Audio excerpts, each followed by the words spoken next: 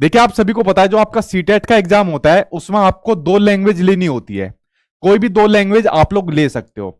मान लीजिए आप लोगों ने कोई भी पहली लैंग्वेज ले ली हिंदी, कोई भी ले लीजिए आप लोग, मैं तो एग्जाम्पल के लिए ले रहा हूं। मान लीजिए हिंदी ले ली, इंग्लिश ले ली, या कोई भी ले ली, उर्दू वगैरह कुछ भी ले ली। पहली ले ली हिंदी और दूसरी ले लिया आप लोगों ने मान लीजिए संस्कृत ले ली। अब देखिए यहां पर कितनी चीज कॉमन होती है। दोनों का जो सिलेबस होता है, दोनों का जो सिलेबस होता है वो बिल्कुल सेम होता है।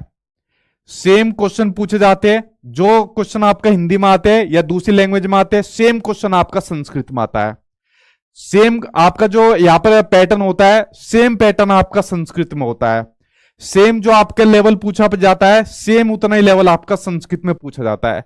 सेम जो आपके क्वेश्चन का लेवल होता है, या जो मतलब जितने नंबर के क्वेश्चन जिस पैटर्न में पूछे जाते हैं वही आपके संस्कृत में पूछे जाते हैं।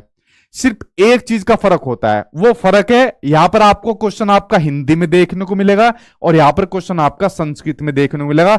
उसके अलावा कोई भी चेंज आपको देखने को बिल्कुल भी नहीं मिलता।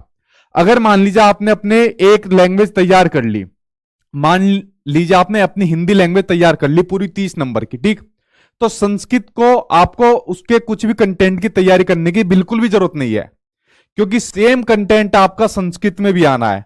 उसके बाहर आपका कुछ कंटेंट नहीं आना, ठीक है, बस लैंग्वेज का चेंज है। अगर मान लीजिए यहां पर आपने जो कंटेंट पढ़ा है वो यहां पर सिर्फ संस्कृत लैंग्वेज के अंदर आ जाएगा, बाकी और कुछ चेंज देखने को नहीं मिलेगा। तो समझ रहे हो आप लोग, दोनों का कंटेंट बिल्कुल सेम है, कंटेंट के अंदर कोई भी डिफरेंस देखने को आपको बिल्कुल भी नहीं मिलेगा। क्वेश्चन जो है, क्वेश्चन दोनों के अंदर आपको सेम देखने को मिलेगा, सिर्फ डिफरेंस एक देखने को मिलेगा, वो है लैंग्वेज का। चाहे हिंदी हो, संस्कृत हो, इंग्लिश हो, उर्दू हो, पंजाबी हो, XYZ, जितनी भी आपकी 20 लैंग्वेज है, बस आपको लैंग्वेज का फर्क मिलेगा। कंटेंट आपका सभी लैंग्वेज के अंदर सेम देखने को आपको मिलता है। आई होप आप लोग मेरी बात को पहली ये वाली बात समझ गए होंगे। यहां तक समझ गए, अब मैं आगे बढ़ता हूं।